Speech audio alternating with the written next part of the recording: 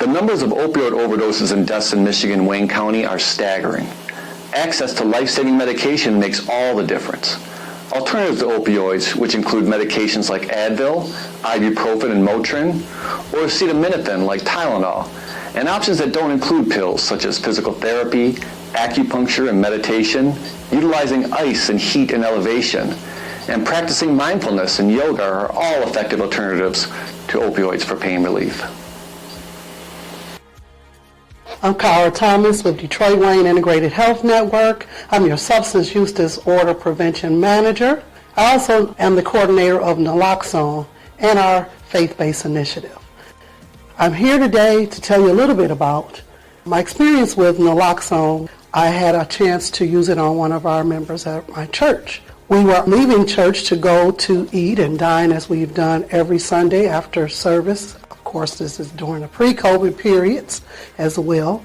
And we were sitting and talking and just getting ready to wait to be seated. We were laughing, having a great conversation, and all of a sudden, the signs of what we've been seeing that it relates to a person that may be overdosed with opioids began to show. As I saw these things happening before my eyes, so quickly ran to my car. I keep my kid in the trunk. The goal ultimately was to make sure we safely helped one another in making sure that the person was still here with us, which I am so grateful to say that they are still here with us and are doing much better even health-wise, as I want to make sure that for you in our communities that you know that this is a safe item. We know from 5-year-olds and up that we want to save those lives to make sure that this is safely an item for us to prevent and not cause any more of our overdoses in our communities. My name is Nia Shelby Hawkins. I work for Detroit Recovery Project as a peer recovery coach. I believe that Narcan is a great access tool for regular individuals who may not have their training or who may not be aware of the resources that is available for them. I have advocated for my community and people outside of my community, but just so happen people in my community are opioid users, and I think they need the knowledge. I had someone come knock to my door. I had to administer Narcan to someone I knew over 40 years, and looked up to and called him Unc. But nevertheless, the drug paraphernalia and the opioids and whatever it may, I had to use 2 Narcan doses, which is administered through nasal, and they came to the training. I passed out the information. They came to my job. Maybe 6 people in the neighborhood came and got the training on how to administer Narcan. And we've been moving forward, but this needs to be accessible for everyone in my community so that we can save lives and hopefully get them into recovery. Hello, I'm Craig Summers, the Executive Director of the Michigan High Intensity Drug Trafficking Area, HIDTA.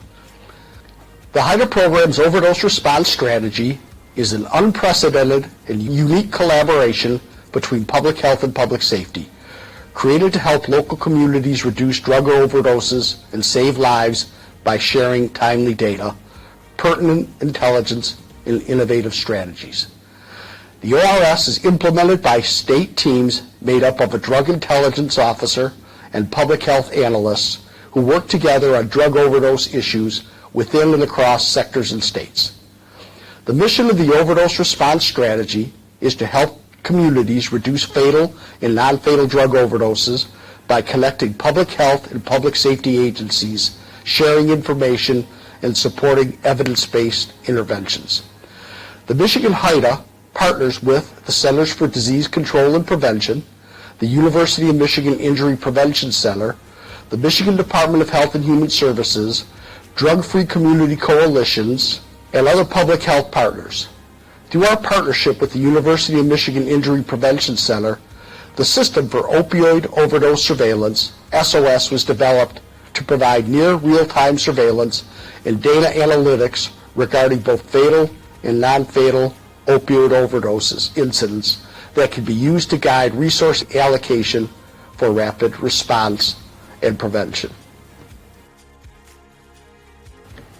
Hi, I'm Jason Goldstick, and I direct the System for Opioid Overdose Surveillance, or SOS, as part of the CDC-funded University of Michigan Injury Prevention Center Outreach Corps. The SOS team works to provide near real-time suspected overdose data to a variety of stakeholders, including law enforcement, public health, treatment providers, and community outreach organizations. We currently procure and disseminate statewide EMS data and suspected overdoses from medical examiners covering about 80% of the state's population.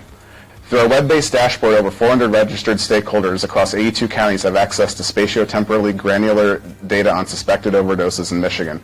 That data allows them to determine where to focus efforts such as naloxone distribution, quick response teams, mobile harm reduction units, and prevention programs. Our community partnerships have also worked reciprocally. In particular, we have leveraged feedback from partners such as the Michigan HIDA, the Detroit Health Department, and the Love Detroit Prevention Coalition to understand stakeholder needs and optimize dashboard usability. With that feedback, we have recently enhanced the interface to include spike alerts, data overlays such as census data in hospital and pharmacy locations, and customized spatial windows. We hope to continue to expand SOS to further enhance its usability and to increase uptake of data-driven solutions to the opioid crisis in Michigan.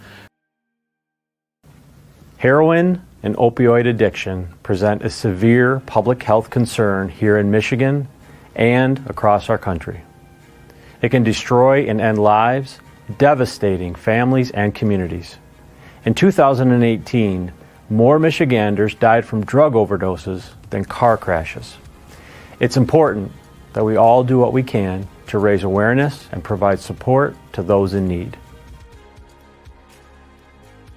Hello, my name is Judy Davis. I am the SUD director here at Detroit Wayne Integrated Health Network, and I wanted to share with you some of the things or some of the efforts that we're doing in the community on a daily basis in order to address the opiate epidemic. With our efforts, we have saved over 700 lives and have distributed over 10,000 Narcan kits. The efforts that we are involved in throughout the year is we provide Narcan training all year long. So anyone in the Wayne County community wishing to receive a Narcan training, you can contact us through our website at www.dwihn.org.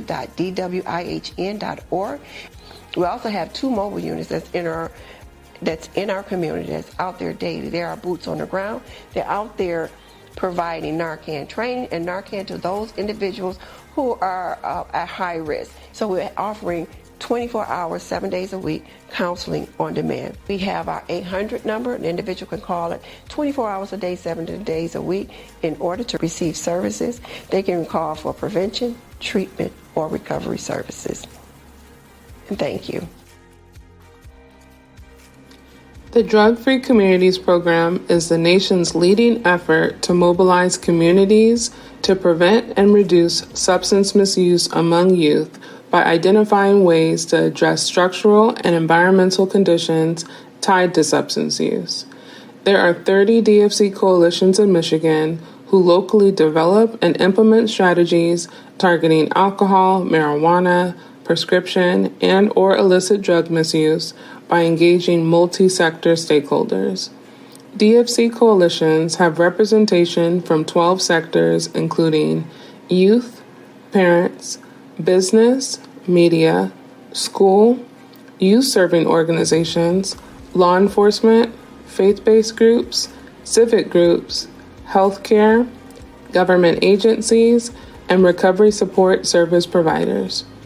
We encourage you to get involved with your local DFC coalition and to find out ways that you can partner with your city or county health department, PIHP, your closest academic institution and DEA, Michigan HIDA, or the Office of Recovery-Oriented Systems of Care so that you can better advocate for resources to drive solutions in your community.